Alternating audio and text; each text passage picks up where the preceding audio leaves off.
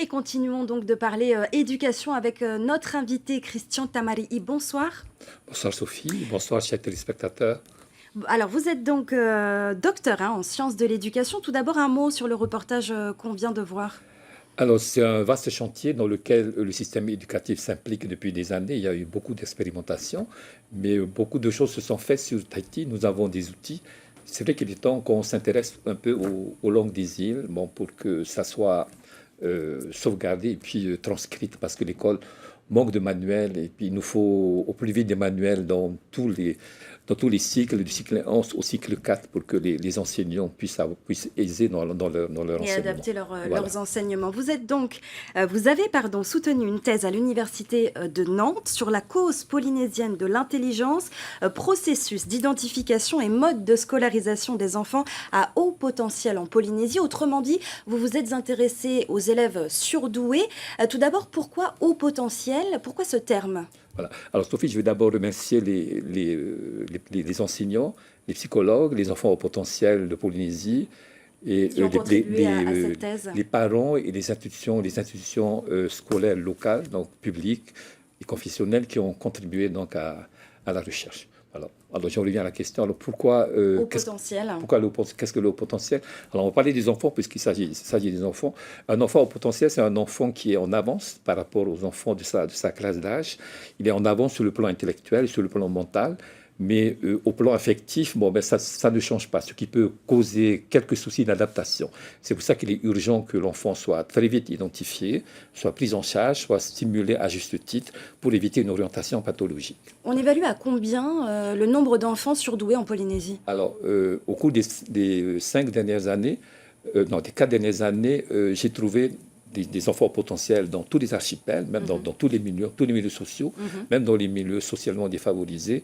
J'en ai trouvé un peu moins d'une centaine, 14 pour être précis. Ce sont des enfants qui ont passé des tests avec les psychologues scolaires, les psychologues libéraux. Alors, pour être identifiés au potentiel, le seuil de détermination. Ils sont identifiés? Voilà, ça veut dire qu'ils ont un test, ils ont passé le test de QI, ils ont un QI d'au moins 130. Voilà. Alors, le QI 130, c'est le seuil de détermination, mais ce n'est qu'un chiffre, c'est une indication, parce que l'intelligence ne se mesure pas en chiffres. Ces résultats permettent de situer l'enfant dans un échantillonnage établi au sein de sa population. Il indique le rang de l'enfant.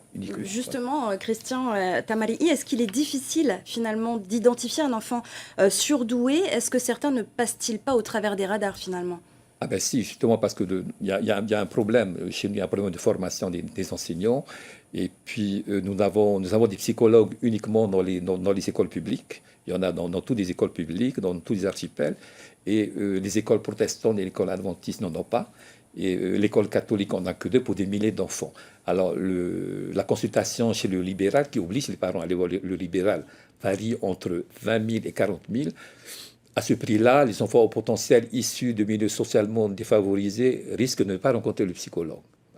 Donc ils passent au travers des radars. Du coup, les écoles ne proposent peut-être pas grand-chose. Est-ce que le pays prend en compte lui aussi ces enfants surdoués? Qu'est-ce qui est fait?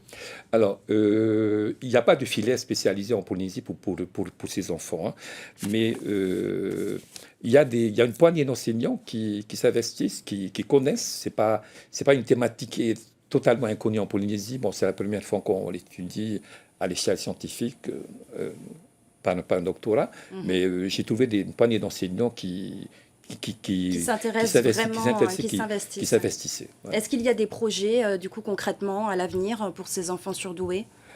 En fait, on va revenir un peu sur la détection des enfants. Il y a une détection par le haut, le repérage. Il y a donc le repérage par le haut qui s'appuie sur les tests psychométriques et les résultats des enfants qui sont des résultats éminemment excellents. Voilà.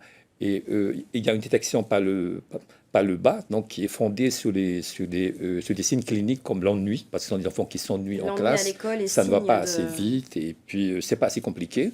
Donc par l'ennui, l'hyperactivité, les troubles de comportement, les troubles d'apprentissage. Il y a des enfants autistes qui sont aussi à haut potentiel, mais tous les autistes ne sont pas des enfants à haut potentiel. Voilà. Alors, il s'avère que ces enfants qui sont détectés par le bas souffriraient de la pâleur du système éducatif normatif. Alors, de ce fait, ils peuvent être en difficulté et en échec. Et parfois, le haut potentiel est accompagné de vulnérabilité affective. Merci beaucoup, Christian Tamarii, pour tous ces éclairages ce soir dans ce journal. Merci, Sophie.